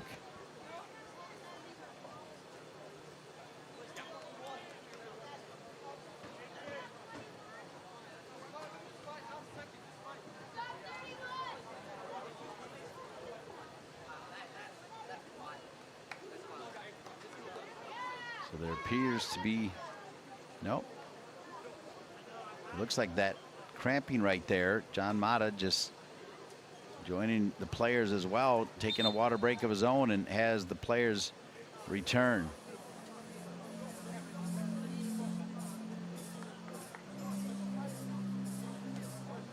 Nine shots apiece for both teams.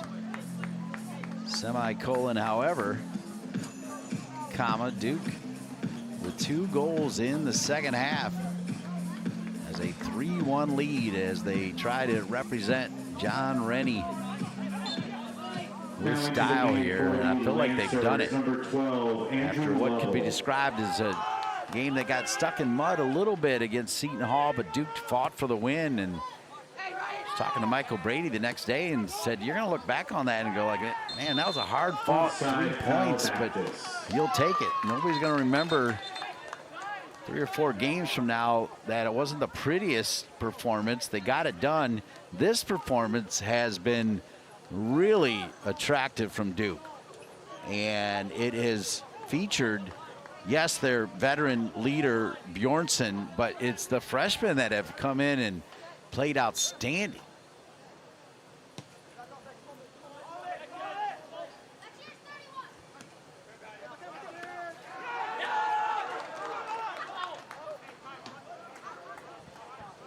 Hard tackle from Tucker Smith. Number 29. This is dangerous here for Cal Baptist. Goes off the head of Tucker Smith. D'Agostino. He's pretty crafty. Oh, read perfectly.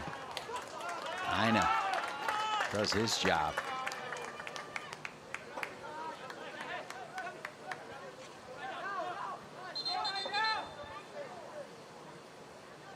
Move the throw in back.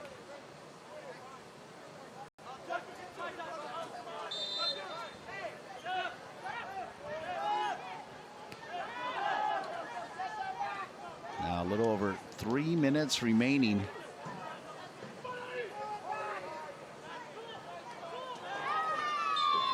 Push from behind. Duke will take this. It'll be a yellow card.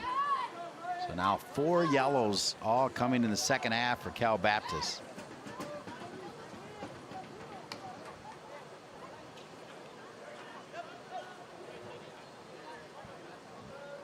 Fair play on the bench from Cole Michelson, the top man, now in his 11th season at Cal Baptist, sitting on 99 wins.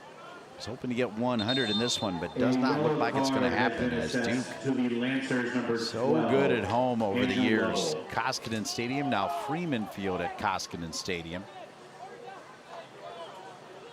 2:19 remaining. Soul's going to head over to the corner flag. Don't really mind this as they keep the possession. A little death by possession late. This is classy here from Duke. I think classy might be the best way to describe this performance. Just 3 days after, it didn't look like Duke or Seton Hall were going to survive that first game. Duke has been brilliant. Look at this backheel pass. Steelman has Soul with some class there as well. The effort right there, knocked out of bounds. Good little burst from Hugo Hill, getting a run here, the sophomore from London. This is great for Duke, as well as John Kerr has been able to run out several subs. And they've all played pretty well. Rakai, Ina, Biasima, Hill, Congleton, Smith. And Soar Beebe, as it's 1:21 remaining. You can hear Coach Brady telling his team to get back, even with 60-some seconds remaining and a 2-goal lead. They play this one long, flicked away, as that was Tucker Smith. And now Ina comes in. 1 minute. One minute remaining in the second half. Castino's been frustrated, and that kind of sums it up, I think, for Cal Baptist. A long way from home, have hung out in the triangle quite some time. And today, Duke just flat out the better team. I mean, look, the stats are not one-sided as it relates to shots, but the better opportunities, no doubt, and the finishes have come from Duke. So Duke with Furman up next on Thursday, a game that can be seen on ACC Network Extra at 7 o'clock, and then Georgetown on Sunday will be on ACC Network, that one at 6 o'clock. Georgetown also will play Maryland as part of their non-conference schedule. 10, of course, Maryland used to be in the ACC, and Duke and Maryland had some big-time rivalry games. Final seconds counting down, and the John Rennie Invitational will go to the Duke Blue Devils in his honor with a 3-1 win over Cal Baptist, and John Kerr's team will move to 2-0 on the season. A goal